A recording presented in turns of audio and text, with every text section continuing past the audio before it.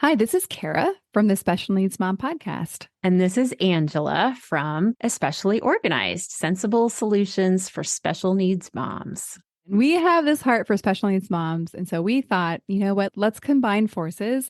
And we have come up with what we're calling the Purge Party. And you can pretty much guess what it is. It's a party where we're going to come together and we're going to purge or, in general, accomplish a goal, a small goal together. So we have set this for January 27th, starting at 8 o'clock for my Pacific Coast people, which means 11 o'clock for all of you on the East Coast. So this is an opportunity. If you have something on your to-do list that has just been stuck there and you are wanting to move it up on the list, you're wanting to tackle, maybe it's a space or an area of your home or a category in your home that has just needed a little time and attention. This is your opportunity for you to be online with us while you work and have access for us to help you answer your questions, help guide you, and just serve you for those 2 hours. Yeah, exactly. And I think you can tell like what we've designed is just this very high level of support for that project that you just haven't been able to tackle on your own. The thing that we are envisioning is that you get to leave this purge party feeling so accomplished because you did the thing. You started the year off getting that thing done that you were stuck on last year. And so it's a momentum builder, if you will. You can go ahead and sign up. We have a link ready for you, and we are offering this for $40 for the whole experience. Absolutely. And we hope you'll join us. I think it's going to be really fun. It's going to be a great group of moms of special needs kids. So we all get each other. We all have an understanding of what it's like to have something on our to-do list, but just we haven't been able to tackle it yet. So I hope that you will join us. We're super excited to bring this to you, and we are thrilled to work with you. All right. We'll see you all there.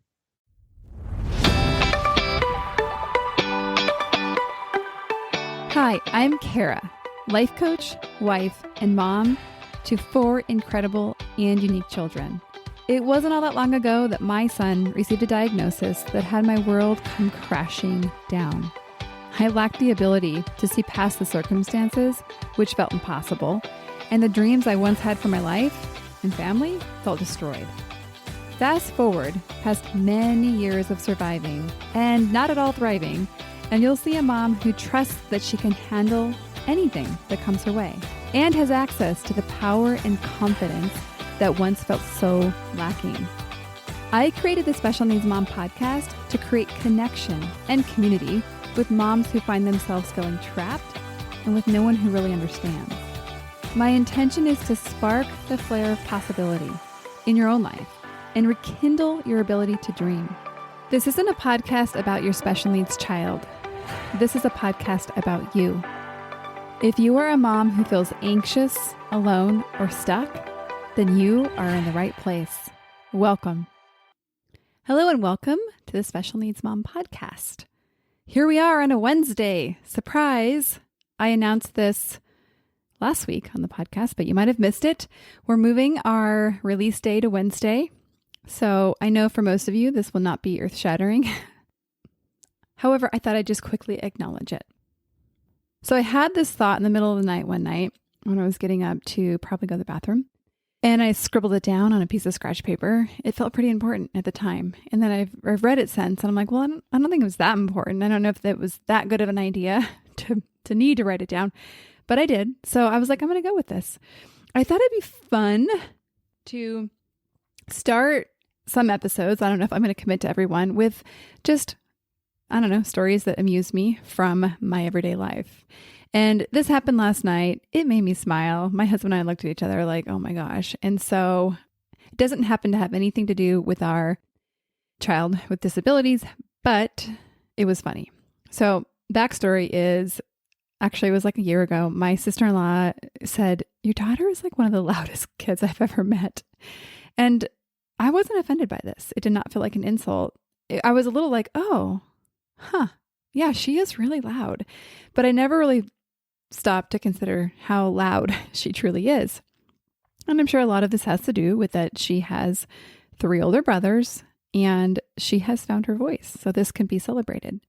So that's a little bit of the backstory. So last night we were driving and it was so loud. uncomfortably loud. I was getting very agitated. So I turned, I looked Cambria, my daughter, in the eyes, and I said, "We have to work on your volume." So she says very loudly, "Okay," 100% on purpose. And so I wasn't looking at her at the time, so I don't know if she saw me laughing, but it was pretty funny. And also, clearly, we are working on her obedience as well. Anyhow, so today is the start of November, and I am going to kind of do a theme. I've played with this idea in my head for a while of kind of having a different theme that I center the episodes around every month. Now, I'm not ready to commit to this because it takes a lot more orchestration than I have yet been able to figure out. But this month we're on. So this month we're going to be looking at relationships with spouses, relationships that we might call hard relationships. And this first episode is going to be about relationships with our children, but specifically our child with disabilities. So the goal of this episode is to firstly normalize the variety of thoughts and feelings and reactions you have to and about your child. We're also going to look for common ways that this shows up in our life. So we're going to look a little bit on just understanding our own emotions and kind of where they come from, getting a little baseline there. And we're going to look at specifically something that comes up in relationship called unspoken agreements. And then we're going to just look at different ways that a lot of us respond. So you can help identify areas in your own life where there might be an opportunity for you to shift things around a little bit, to have likely what you want is a happier and lighter relationship with your child.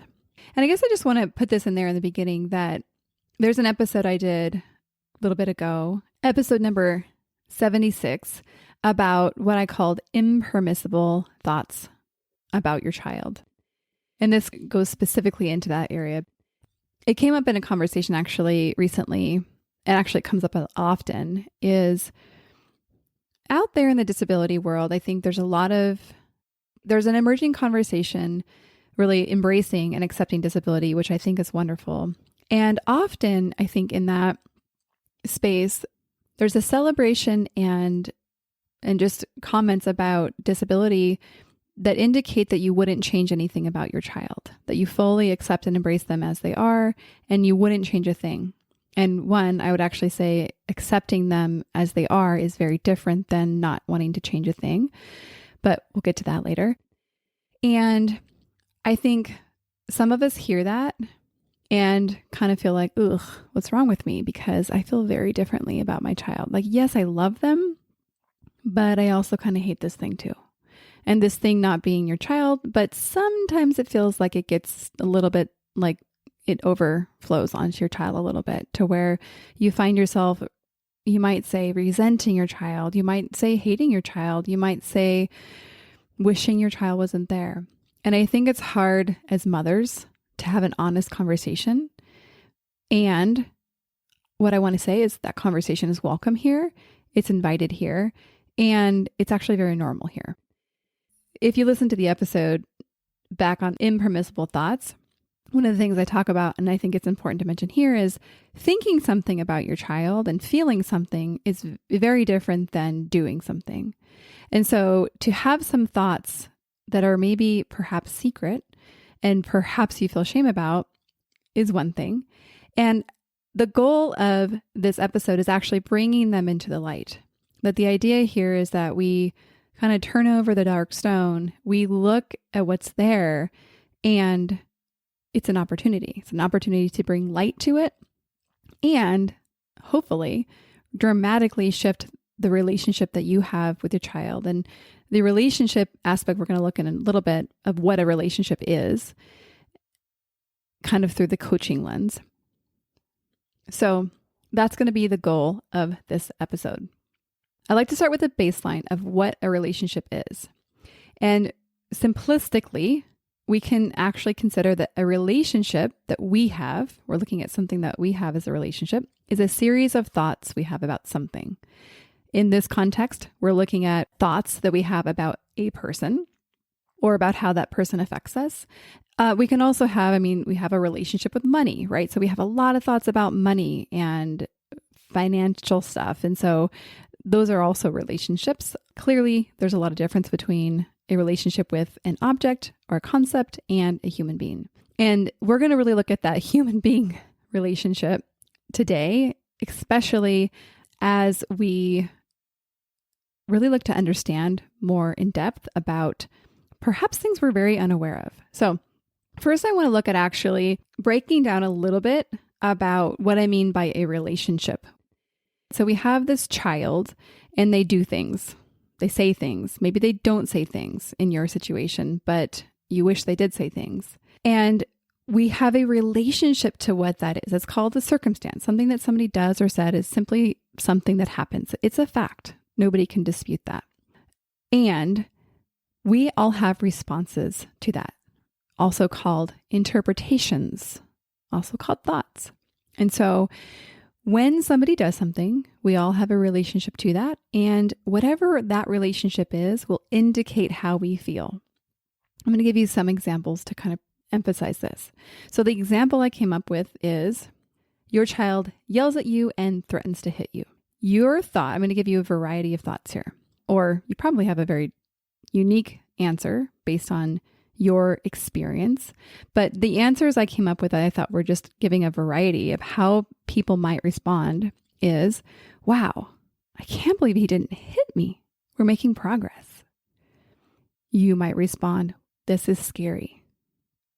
And just to clarify, you're not speaking this out loud. This is just if you go back and kind of rewind the tape, like what was happening for you in certain moments to understand what and how you responded. So this is scary might be a thought. One of your thoughts might be, there is something wrong with my child. Another thought might be, I hope nobody saw that. So based on where your thought is, what your relationship to this child's actions are, you're going to either feel amazed or afraid or curious or embarrassed. What I hope this example is illustrating is that what happens and our response is very individual to us. And it's definitely based on our past experiences and kind of where we find ourselves. Clearly, the example I have first is, wow, I can't believe he didn't hit me. We're making progress. That response indicates that many other things happened in the past. And so it wouldn't be natural for everybody to have that response. And that's why it's so important to look at our interpretations, especially as we look at relationships. And so when we think about this relationship, right, if we feel amazed or afraid or curious or embarrassed of somebody, that's going to further impact the thoughts and feelings we have about that person. And I want to just put in here that our feelings are indicators in our body that inform us what to do. We are always acting or behaving influenced by our feelings or emotions. For instance, if you feel amazed, you might move towards smiling, you might move towards hugging that child, or even verbally acknowledging the ground taken of them not actually hitting you, but almost hitting you or threatening to hit you. If you're afraid, you might flinch, you might move back, you might gather your children and move into another room. If you're curious, you might kind of stay and watch and study and understand what's happening. With embarrassed, you might try to hide or try to figure out how to socially conform, because this is kind of off topic, but with embarrassment, one of the things that comes up is we feel like we're an other, we don't belong, we did something wrong. And this is deeply confronting for our nervous system because we want to belong. That's kind of a big thing for us humans, as I know you all know. So this is the purpose of our nervous system, of our feelings. It's moving us into action or inaction. And your nervous system will always prevail over your, what we could call like your mind or your intentions. Okay. So that's why this is so important. That's why I break it down so clearly. I'm going to give one more example. So another example is a child needs medications 3 times a day, plus a special diet, plus therapy. So that's just the prescription from the doctor. We're going to call that a fact, or many prescriptions in this case. So Some thoughts you might have would be, they're taking over my life, or it might be they stole my life, or I can't do what I want to do because of my child. Could be something like, there's no time left for me. Could be something like, if only my child could do this for themselves.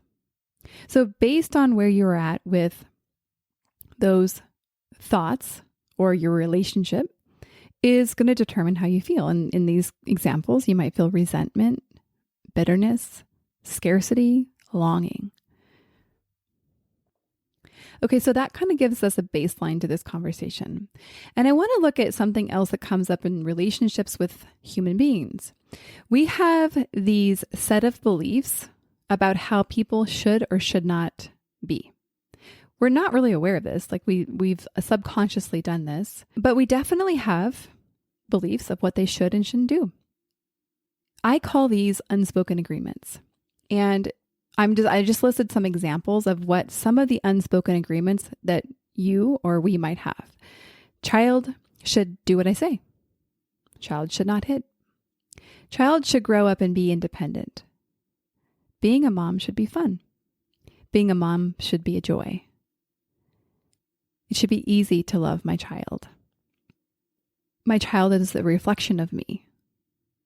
So some of these you might relate to and wholeheartedly agree with, and some of them you might not. And the difference is they're not your unspoken agreements. They are not something that you have subconsciously and quietly agreed to. When I say agree, I mean just accept as what you think should be. It's the way that you currently are operating. Your manual, if you will. You're also likely very aware that people do not follow these unspoken agreements. Would be awesome if they would.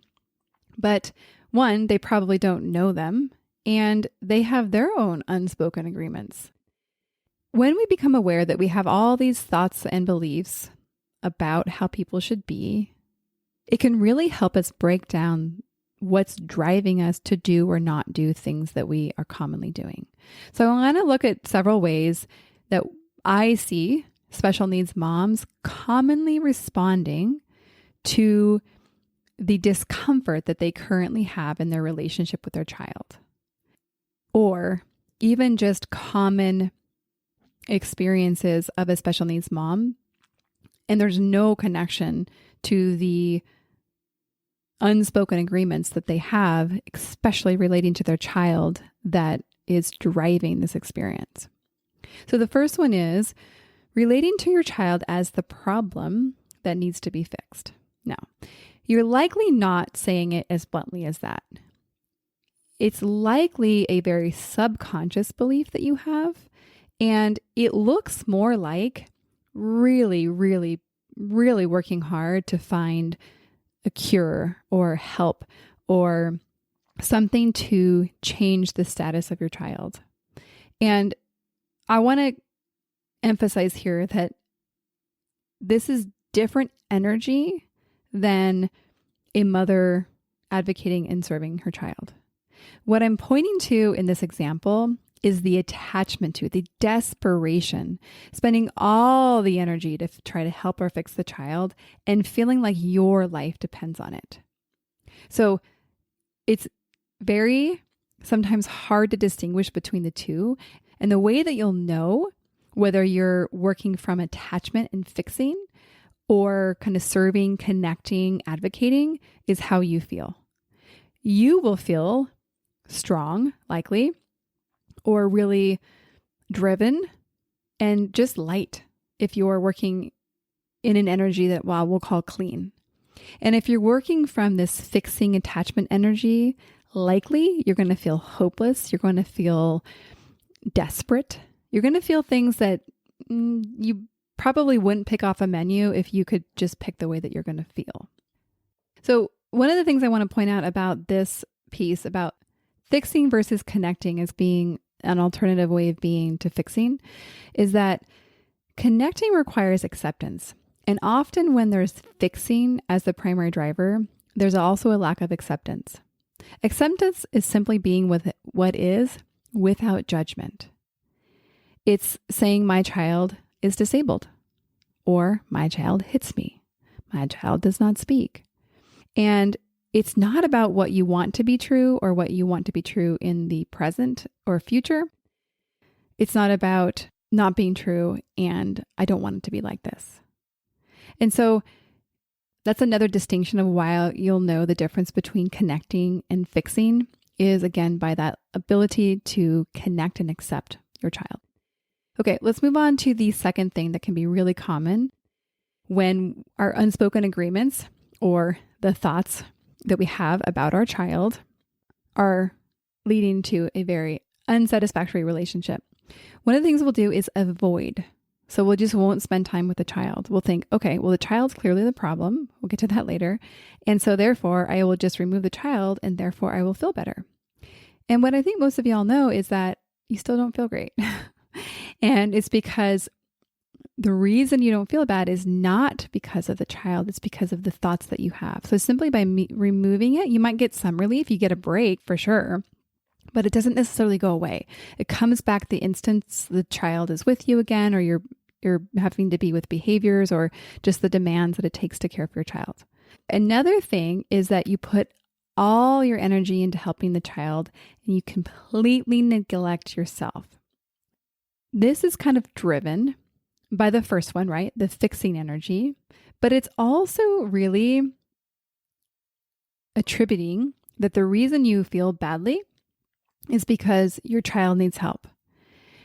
It's neglecting that one of the reasons you felt badly is because you're neglecting yourself. Again, in this example, all the emphasis is put on the child being the problem and not your relationship to the child. So obviously, when you're putting all of your energy into this child, into what they need, with the neglect of yourself, then it leads to burnout, it leads to hopelessness, it leads to resentment. So clearly the opportunity and to move along the path to peace that I support my clients in is to realize you got to care about you too. And part of caring about you is actually becoming aware of this unspoken relationship you have with your child and really claiming responsibility, taking it back, what you do have control of, which are the thoughts and feelings you have about your child. And so the last one I see is really common is blaming your child for how you feel. This often looks like secretly hating your child or resenting them. And again, I go back into this in detail in episode 76. So we collapse a couple things together in this experience. The first one is that we attribute our feelings to the child instead of to the thought or belief. You can see how by skipping that ownership of our thought, our interpretation, then it really becomes the focus becomes on this child. And the reason this feels so badly is I think deep down, many of us know we've tried everything and our child is what they are. So this is why this one really leads to a lot of desperation and hopelessness. And the other thing about blaming your child is that when we don't like the way we feel, it's often easier. It's like a first response often to blame somebody else. Brene Brown has a hilarious little video or audio thing about this, where she talks about her blaming her husband for her being late to work and spilling her coffee. It's hilarious. And so it's just safer. It's easier for us to think, okay, well, it's their fault, not mine. And we may not say it like that. It might just be the fixation of the child being the problem and your inability to actually look at who you're being that is keeping you here. Clearly, there's some other options. So I want to look at what do we do about this? Okay, because I'm guessing that as we're talking about these unspoken agreements, you're thinking, yeah, okay, Kara, this is great and all, but what do we do here? It feels real. I know. It feels immovable. I know. And the opportunity you have is to really speak the unspoken agreements. I want you to give them a voice. Let them into the light. Earlier in the episode, I talked about there can be a lot of shame associated to the things that we're thinking and considering about our child, and bring them into the light. By actually giving them voice, your head can stop regurgitating them and serving them up to you and fixating on them because you can get them out. Actually give them a voice. And the second piece of this, and I'm going to give you a little exercise that you can take on that will kind of combine these two things. Consider owning why you feel the way you do. This is just looking at the information I've given you and recognizing that there is two parts to why you feel. There's what happened and there's your response to it. And just acknowledging that piece of the way that you're responding and the way that you're interpreting something is the reason you feel something is very powerful. Now, I want to caution you here that sometimes you guys will go into blame and then to feel badly about yourself for thinking and interpreting the things that you do. So I just want to put that caution out there because never is awareness to be used against us. This is the place where I'll put in my episode plug for kindness and compassion. So sometimes it can be really confronting when all of a sudden we see, oh my gosh, I've been blaming my child this whole time, but ultimately it's because of how I'm thinking about my child. That can be confronting. It can be hard to hear and hard to step into that responsibility. And so bring that kindness and compassion and turn it up extra here. So the exercise I want to give you is to simply jot down all the things that you think about your child, all the things you think about their needs, all the things that you're upset about, all the behaviors, all the things that you expected from them, all the things you expected from being their mom, the things you dreamed about when they were conceived, everything. Okay? And then I want you just to take a look at it. My guess is that you will have a long list of unspoken agreements or pieces that will make it very obvious why you're not enjoying the relationship or the experience that you're having with your child. My guess is also that there won't be very many things on your list about how much you love your child, and that's totally okay.